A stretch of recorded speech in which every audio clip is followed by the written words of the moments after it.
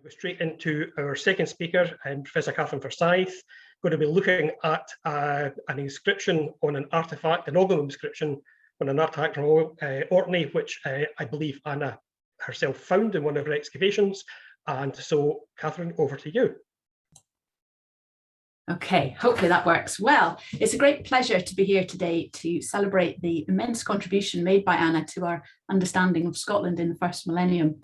She's been a huge influence on me personally throughout my academic career, both through her academic publications, so many of which are on things that I'm really interested in too, but also in her commitment to communicating research and understanding to the general public, including children.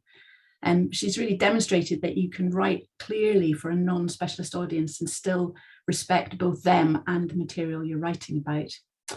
Her work that's been mentioned, working on the early medieval carved stones project, is something that I use frequently via Canmore, and she's been helpful to me in numerous small ways over the years.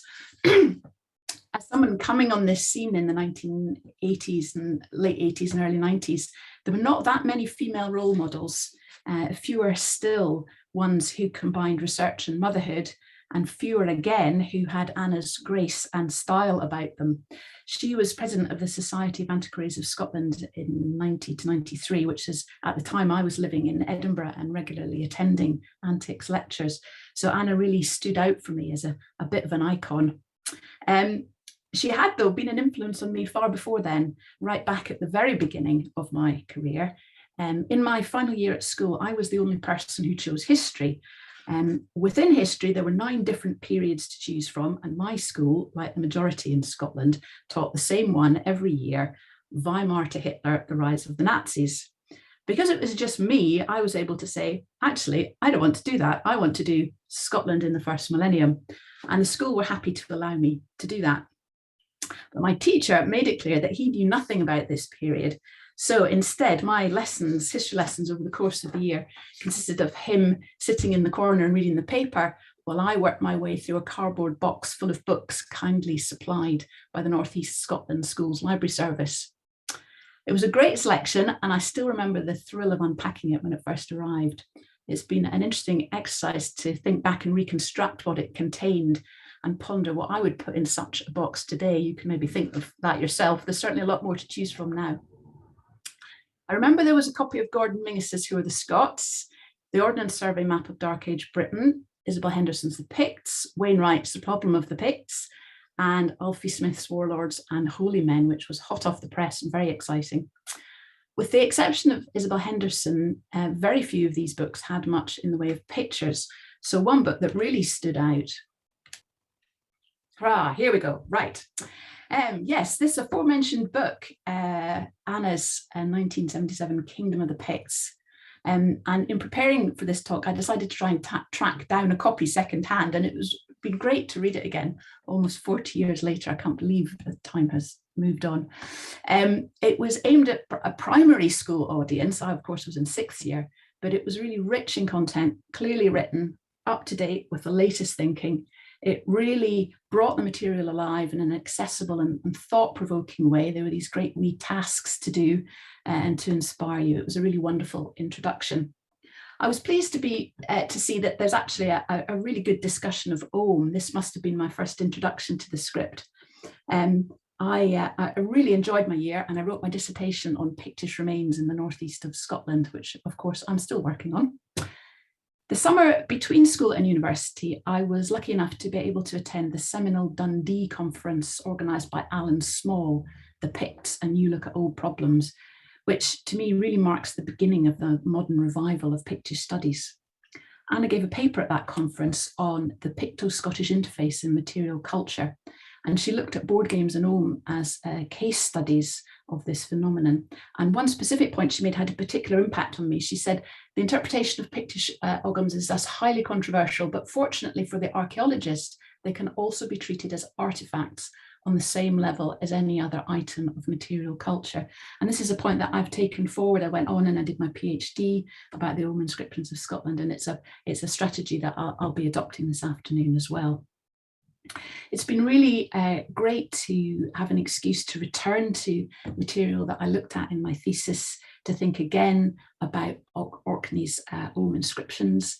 A lot has happened. There's been new dating evidence, new understanding of sites, and the understanding of the Ogham tradition itself has moved on greatly, especially in the last couple of years. And I'm pleased to say I'm currently involved in a major 3-year research project in collaboration with colleagues at Maynooth University in Ireland, looking at Ogham and bringing digital techniques, and hope to be able to share with you later on some new 3D models of Ogham in Orkney. And I'm very grateful to my colleague, Dr. Megan Caston, for helping me with those.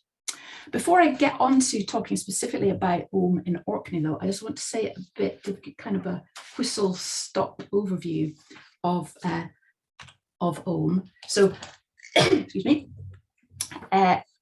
you'll see it written with and without an H.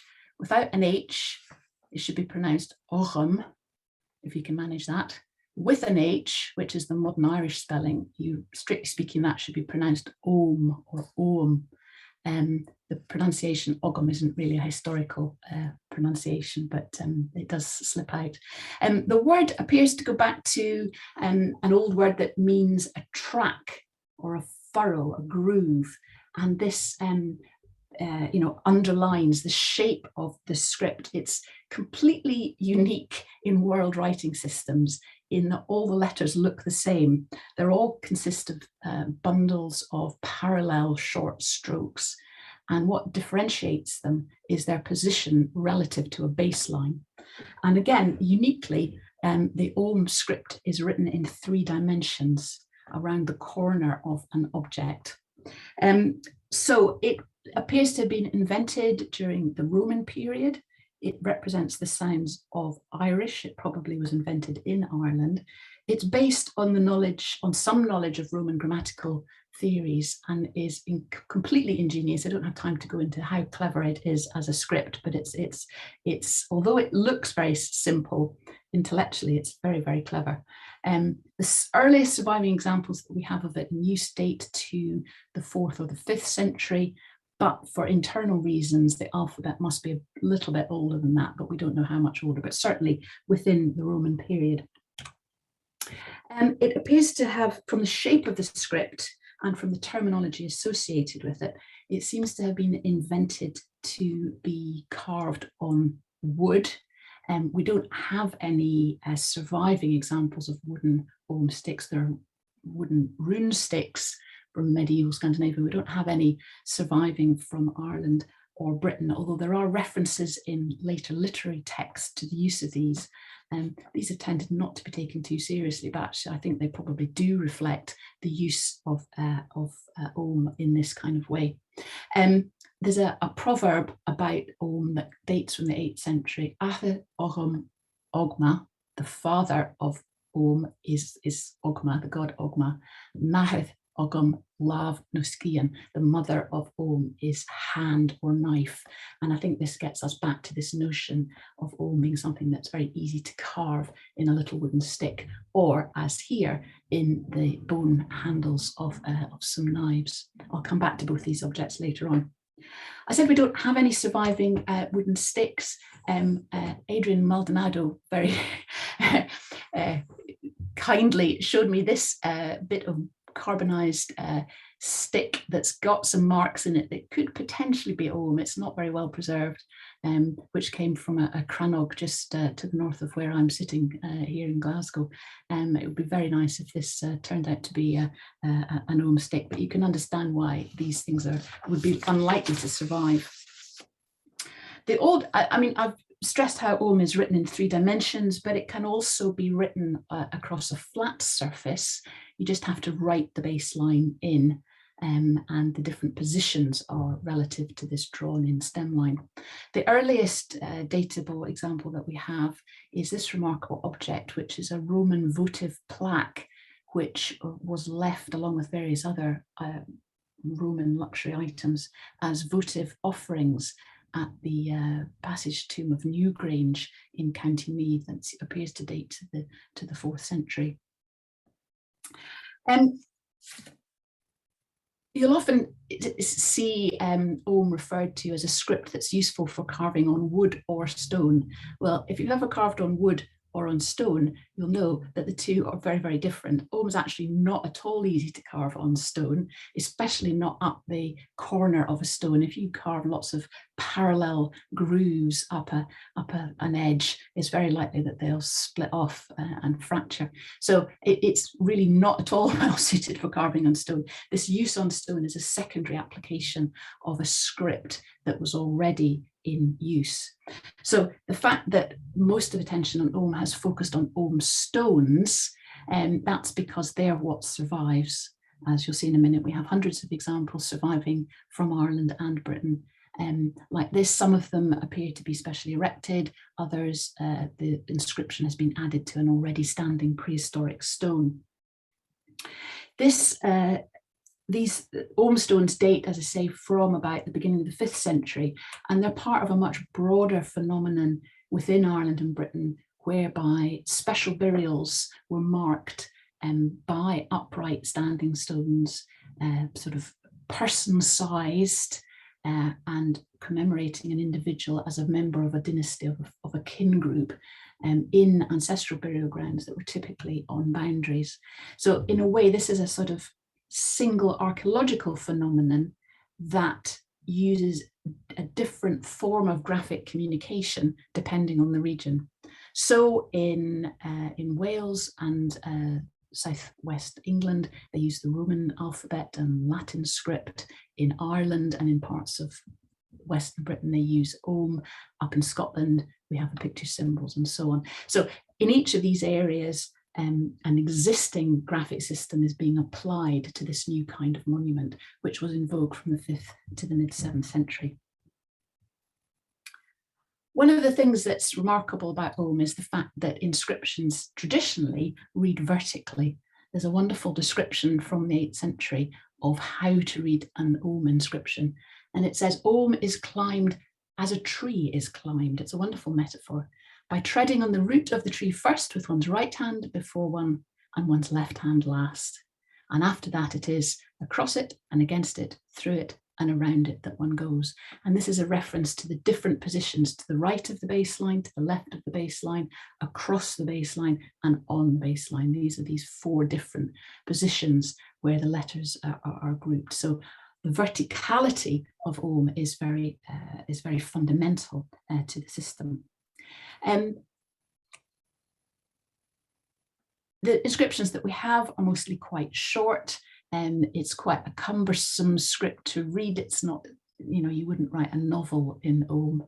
And they tend to be personal names, male personal names, and reflecting these claims to land by kin groups.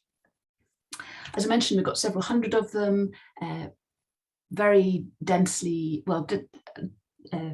distributed across Ireland, densest in the south and west, but also in areas of Irish settlement in Western Britain and the Isle of Man, but also across Scotland. And I don't have time to talk in great detail about the phenomenon of Ogham in Scotland. But if you want to find out a bit more, I recommend there's a wonderful website, Ogham in 3D, which looks at Irish Ogham inscriptions, and the project website. I'll show that again in a minute, which looks at Ogham more broadly, because these monuments went out of fashion in the 7th century, but that is telling you something about the monuments. It's not telling you something about the script. The script stayed in use. We no longer have this version of it that survives archaeologically.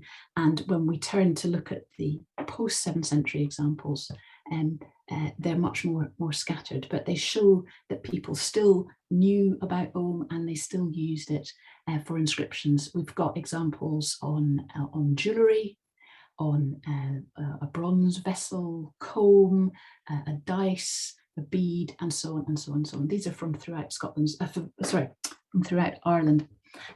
But they showed that knowledge of Ogham continued even after the conversion to Christianity and the spreading of the Latin alphabet, book-based learning of the church, that Ogham continued amongst ordinary people for these practical uses. This is further strengthened by the fact that we've got Ogham graffiti. This is a collection of names written in all different hands, not all by the same person, within another Neolithic passage grave at Mouth. So this seems to be, a bit like the Maze How runic inscriptions. These are people who broke into the famous cave, as it were, of the passage grave and showed their daring by writing the names on the walls. But it's interesting because it demonstrates a continuing knowledge of Ogham. I mentioned how church-based literacy had come in. That doesn't mean that Ogham was squeezed out, and we have examples here and there, not very many, of Ogham being written in the margin by scribes writing about other things. Little scribal signature, a little comment in the margin. This is everybody's favourite Ogham, Lafferst, which probably means hangover. So the scribe had obviously had a tough night before he sat down to copy this one. Again, these date mostly from the 9th century onwards and show the continuing knowledge of Ogham, even just in these kind of more marginal contexts. Ogham continued on into the Viking Age and appears even to have had a bit of a kind of renaissance, as it were, and perhaps because of Scandinavian knowledge of runes and interest in non-Latin scripts, Ogham appealed to them. But we have examples of Ogham on bilingual monuments at sites from the Viking Age and so on. So it definitely continued to be of interest up until about the 12th century. I mentioned the project that I'm a part of. I would encourage you to check out our website. We have blogs about Ogham and an Ogham of the Month feature. And this month's Ogham, or this coming month's Ogham of the Month, will be one dear to Anna's heart. So you'll see about that next week. Anyway, I'll come and talk more about that. Moving on, I see time's getting on. So talking about, this is the distribution of Ogham inscriptions in Scotland. They tend to be, they're longer lived than monuments in Ireland. As people in Scotland continued to inscribe Ogham on stones long after they'd given up this practice in Ireland. So we have monumental Ogham inscriptions in Scotland up until the 9th and 10th century. And here's some examples here. They're sometimes written on the edge, but they're often written across the flat and show a bit of the influence of book writing as well. What I want to focus on today is the 7 inscriptions from Orkney. And this is a particularly suitable topic, I think, because of Anna's own contribution in excavating one. And I hope you'll let me share this little quote that appeared in the Scotsman earlier this year. She said that one of the most vivid memories of her career didn't take place in the field, but in my kitchen when I was washing the finds from Buckwhite, when some Ogham letters appeared on a spindle whorl. It was just so exciting. It is indeed a really, really exciting find, and I hope to. I'll save it to the end. What I want to do is go through the different Oghams that have survived from Orkney, say a bit about the Buckwhite one, and then pull it all together by drawing some conclusions about what this tells us, both about Ogham and about Orkney in the first millennium. So the first one I want to talk about is from Gurness on mainland, a very famous site, major Broch site, possibly the prime power centre of late Iron Age Orkney. The excavated, or rather just cleared in the 1930s, and the Ogham inscription was found in the post-Broch settlement. It wasn't clearly stratified, there wasn't firm dating evidence until, here's a picture of it here. It's a iron knife with a bone handle, excavated in the 30s, not published until the 80s. And it's only much more recently that it's been dated. And what's very exciting, this is very important piece of evidence, is how early this object is. It came up with a radiocarbon date to 2 sigma from about 340 to 540 AD. So this is really important because it shows that Ogham was known in Orkney right at the very beginning of the Ogham tradition. So in terms of, it's very nicely written. You can see it's just been carved, lightly carved with a knife. In a couple of cases, the carver's not been clear enough, so he's gone back and had another go at it. But it's very easy to read. It's carefully spaced so that you can't confuse the letters. In terms of what it reads, it's hard to know. We can read the letters in net te mun, and then it breaks off, and then there's another section on the other side, and maybe that's a run-on if there wasn't enough space to get it all on one side. Right.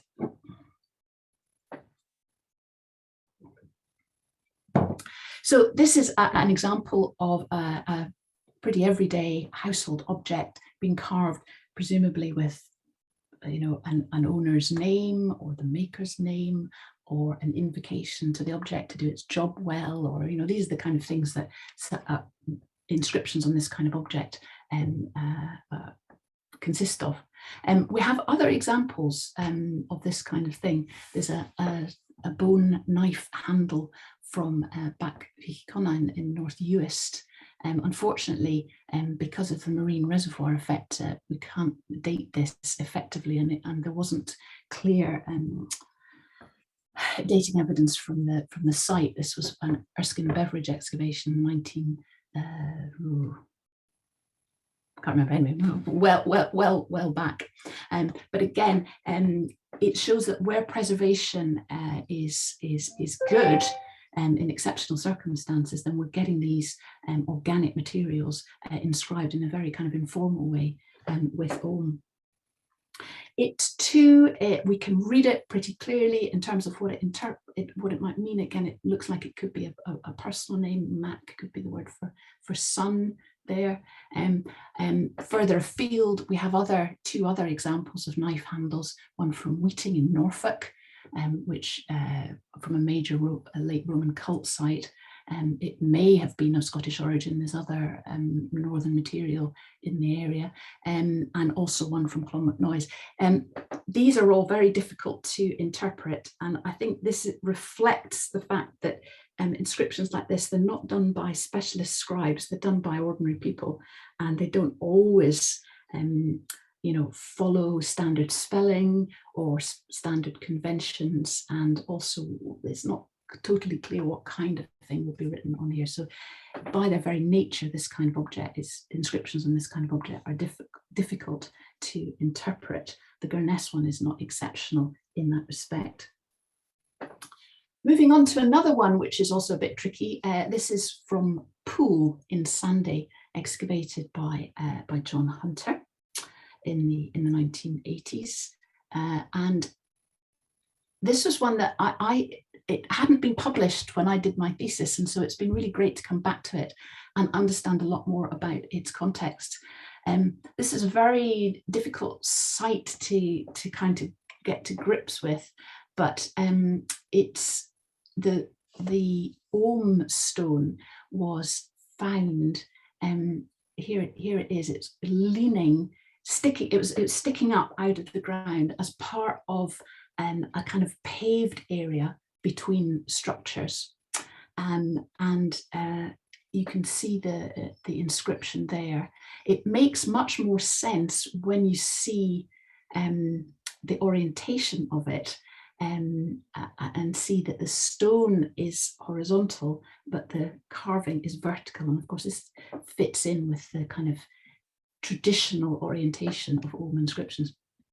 This is a slightly different phase of the inscription. It's very difficult to make sense of what's going on here. There's some kind of revetting or whatever. I'd be very interested to know what archaeologists think of that, quite what this stone is doing.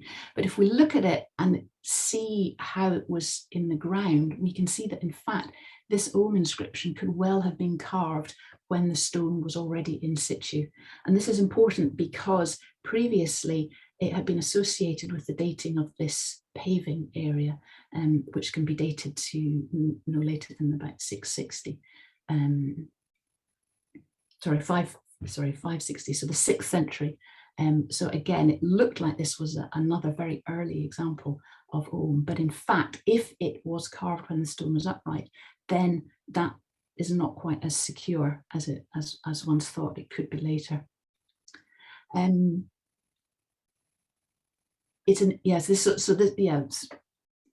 Also found in this paved area, reused, was this informal Pictish symbol stone, which was face down. So the symbols predate the paving of this area, but that's not necessarily the case for the Ogham stone, because as I've shown, the inscribed it was standing proud. It's consistent that if you look at the way the slope of the strokes are, it's like a right-handed person has started here and then spread out down to the left. You can see the direction that they've been carved, and that's consistent with it being orientated in this direction. And again, you know, that undermines the case that this was something that was carved before it was necessarily put in place. In terms of what it reads, RVAVORC. Well, it's hard to see how that could be pronounced. It's maybe something that's abbreviated, but the final 3 letters are very suggestive, ORC, which of course calls to mind Orkney.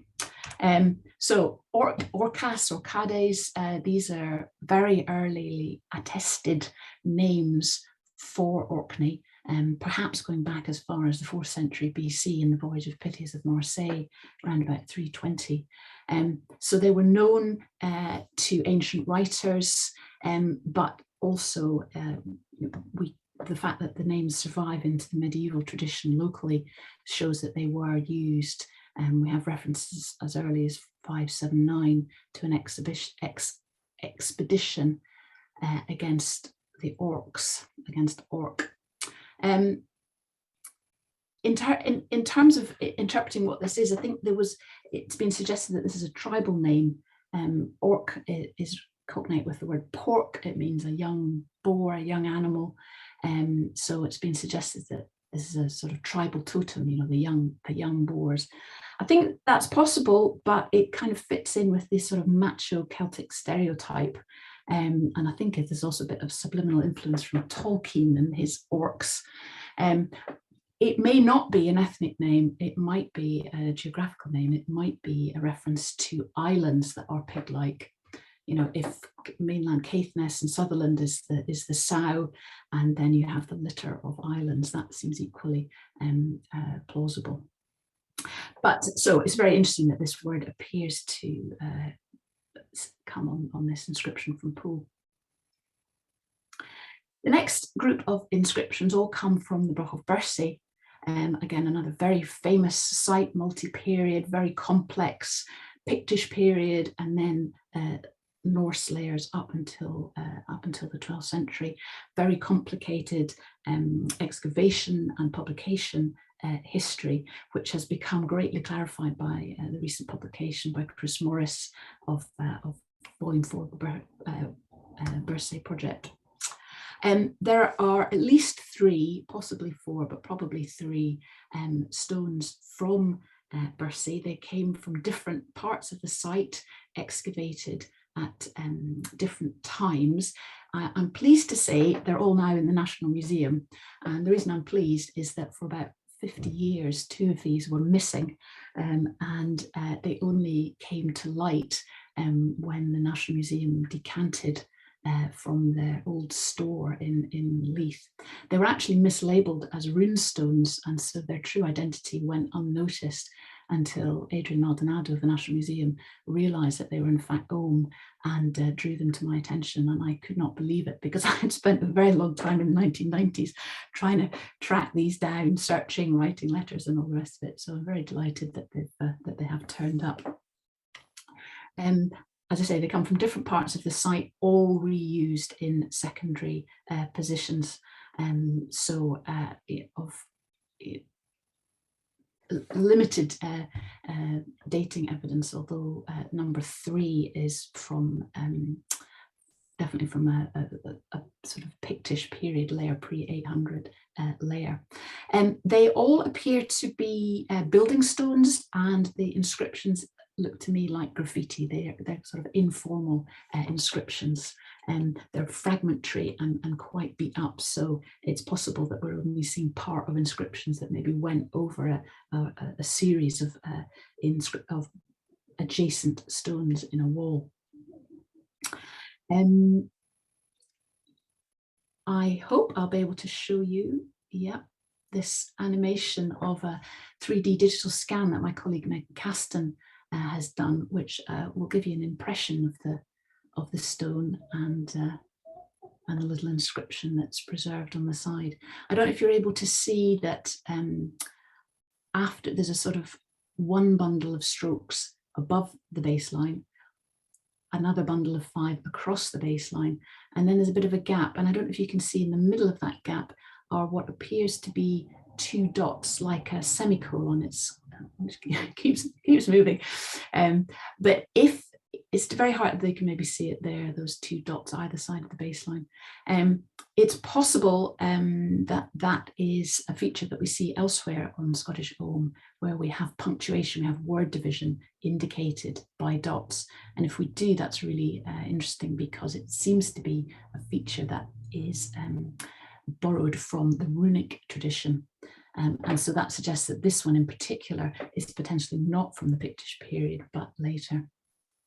If we look at the different stones, we can see that the lettering is different, the carving is different. These are done by different people, so they're not part of a single thing, but rather reflect a sort of potentially quite widespread knowledge of the script at the site. Even though they're so short and fragmentary, they have features about them that we see elsewhere, showing that the people who carved this were kind of in tune with developments in the Ogham script, with modifications and new letters and things that get introduced over time. So they're au fait with the latest developments. For example, bind letters, which is a way of making the individual letters more clear one from another. I showed you examples of Ogham graffiti from Ireland, but we also have them from elsewhere in Scotland. For example, these 2 from inside the King's Cave on Arran, which contribute to what I hope I'm convincing you, a notion that ability to read and write Ogham was something that was potentially quite widespread. Next, Broch of Burien up in North Ronaldsay. I've put in these lovely drawings done by Henry Dryden, who I know is something that is close to Anna's heart. A lovely slab, cross-marked slab, found in amongst the Postbroch settlement. The nature of this site is very uncertain, and there's a bronze bell there, which had been suggested that this indicated it was an ecclesiastical site, that this was a handbell, but in fact the bell is tiny, it's only 60 millimeters tall, and the authority on bells, Cormac Burke, has said that this is an animal bell, not an ecclesiastical one. So that maybe throws somewhat into question the notion that this is necessarily a monastery, because the other evidence that we have points to this being a more typical domestic site. Again, hopefully a very quick animation to let you see the Burien Ogham. It's incredibly fine and lightly incised. It's like handwriting up the side of this stone. It's not a kind of big public monumental display form of the script. You can also see just how beat up this stone is. You can see again the verticality of Ogham is respected here. It's being written up the side of the cross. You can maybe see the binding strokes that pull the little component strokes together to make it clear which is which letter. And there we've got the side of this beautiful compass drawn cross.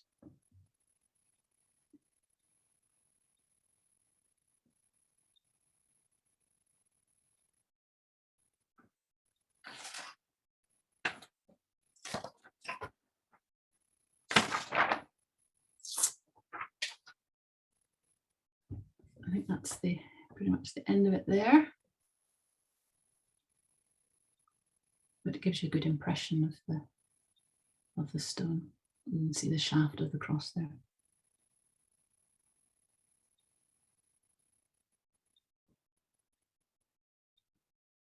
Great.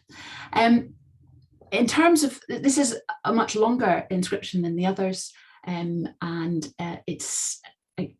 there's quite a few characters. I'm not quite sure what they mean, but it appears that it might contain the section, the segment racht, which is very, well, if that's true, then that appears to be the word, the sort of British Celtic or Pictish, if you like, word for he made, he or she made or did. And then the final word is cross. So it looks like it might be something made, something cross, in which case this is the only extant sentence that we have in Pictish.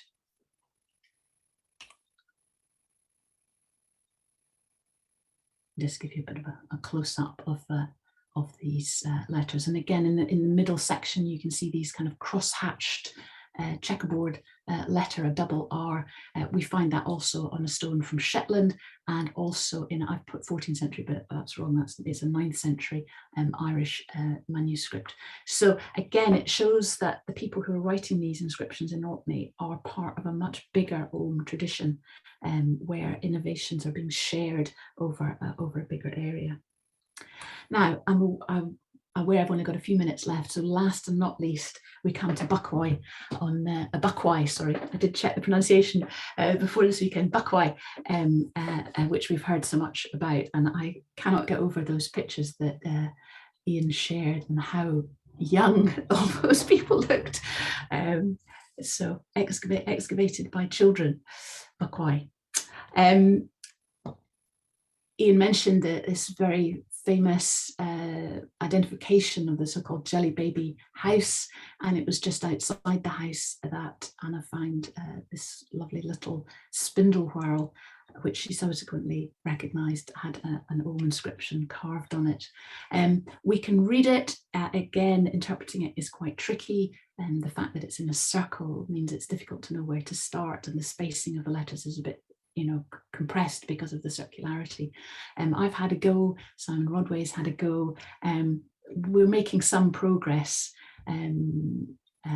Jackson read it the wrong way around, and it's a reflection of some of the problems of reading Ogham, that you can go so wrong. But anyway, so it might be Gaelic, it might say Bendach Anim El, a blessing on the soul of El. It might read Anim Vendach or Tanim Vendak, which would be a sort of term of endearment, dear Vindach, which is a personal name that means sort of white or shining.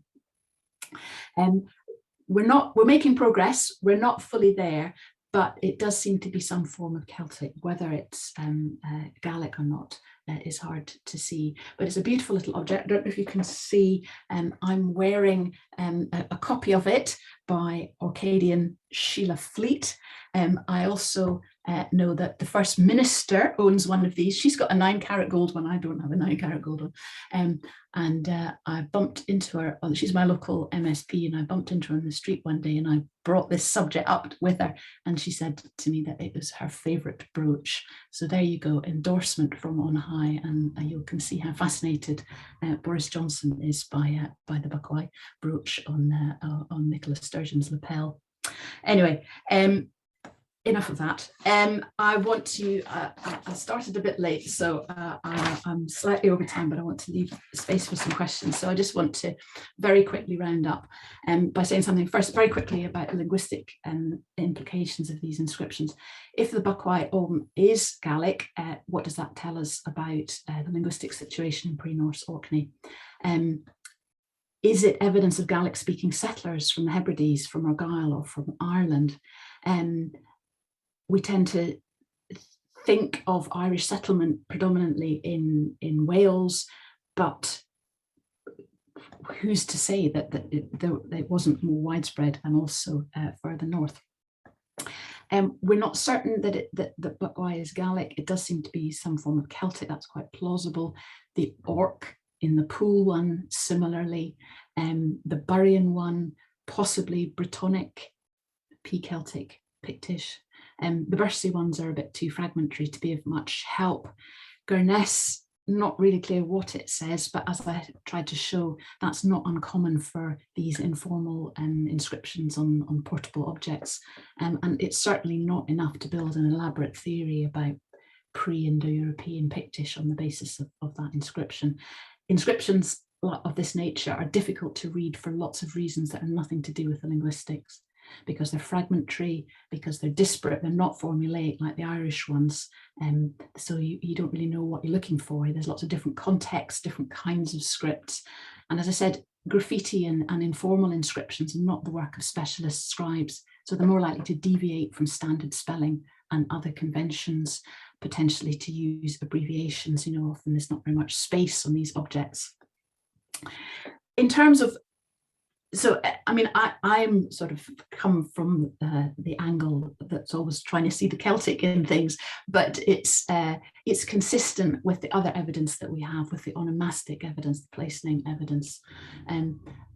Ptolemy, the geographer, Greek geographer, writing in the 2nd century AD, drawing on Roman military intelligence of the 1st century AD, gives us a number of place names very close to Orkney, including 3 headlands, the Werrubio, the great swathe of the broad cutting headland, which is Noss Head, Werwedro, the great bend, Duncan's Behead, and Tarwedo, the bullish or bull-like promontory, which is Dunnet Head. And Thurso, of course, is the Norse, contains the Norse word for bull as well. So, you know, that and the Naver, the Cloud River, and Dumno for the old name for Lewis and Harris. These are all very, very clearly Celtic names. So it seems, you know, very probable that Celtic language would also be spoken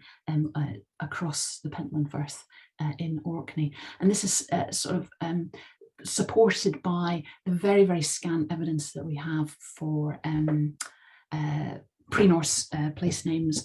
Yell in Shetland, that's a Brittonic Celtic place name, and the old name for mainland, Rossi, appears to preserve this old Celtic, possibly Brittonic word, Ross, for an upland or moor. Right, so Anna said it back in 1985, even if we can't understand what they say, we can still approach these ohms as as archaeological artifacts, and by doing that we can learn a lot. They're very heterogeneous, they're very diverse, they're spread over a long period of time. It suggests that lots of people, different people, knew how to carve ohm. It's not a single narrow social or cultural strand. This is a diverse and long-lasting tradition. They're found at high status sites, but that maybe reflects the fact that that's what's attracted archaeological attention. They're within these sites, mostly in informal contexts. This kind of the general informality of the ohm in Orkney is in contrast to elsewhere in Scotland, where they tend to be on large public display monuments. But I think that's more a factor of the archaeological attention in Orkney. And I think Orkney shows us a more rounded view of the ohm phenomenon as a whole, not just the public monuments, but also these more informal kinds. I think in terms of how it got there, we've got a much more sophisticated and complex and nuanced picture of cultural interaction than we had back in the 80s and the 90s, and Anna's contributed to that. She argued convincingly against the notion that ohm in Orkney reflected contact with the Scots of Dalriad, and I think that's quite right. Back then, sorry to interrupt, Catherine, yeah, but if you can wind up very shortly. Yeah, absolutely. Two more sentences. Yes, so it was suggested that ohm got there because of the influence of Irish missionaries. I don't think that's so helpful. I think what I've shown is that ohm in Ireland and also here in Orkney is predominantly a secular phenomenon. So I think the focus in Orkney on the Pictish Norse horizon meant that Ogham came to be taken as diagnostically Pictish, and the fact that it has Irish roots has not been confronted quite as squarely as it should be. And also the fact that Ogham continued in popularity into the 9th, 10th and an even 11th century. So I think we have to be a bit more cautious before using Ogham as something that's necessarily diagnostic of pre-Norse levels. I think Ogham is evidence of far greater contact with Ireland than I think was really appreciated in the past. And Anna's own reassessment of the distinctive jelly baby shaped house at Buckwai is something that reflects that, as reflecting that Western connection ultimately with Ireland is something that's definitely worth exploring in more detail. So as our knowledge of Ogham as a whole continues, we'll understand Ogham in Orkney better. But I think Ogham has an important role to play in understanding the Ogham phenomenon. I hope I've made a bit of a contribution to that this afternoon. The extent to which that rests on the work, so there's the diversity of Orkney's Ogham.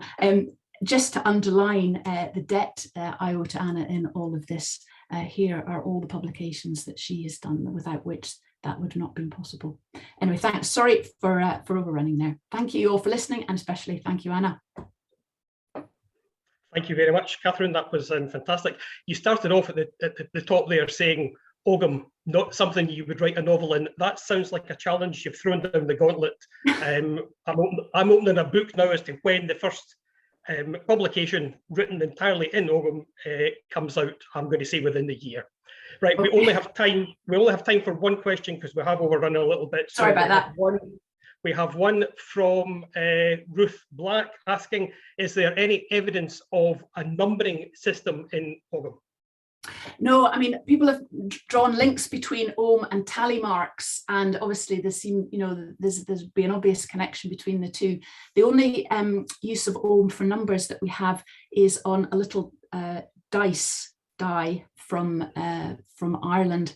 I showed a picture of it quickly, and what they've done is they've instead of having 5 dots, they've done the Ogham letter V, which in Latin is 5. So it's an incredibly kind of convoluted and playing around kind of way of being clever and showing off kind of way of doing it. But that's the only example that we have of Ogham being used as for numbering.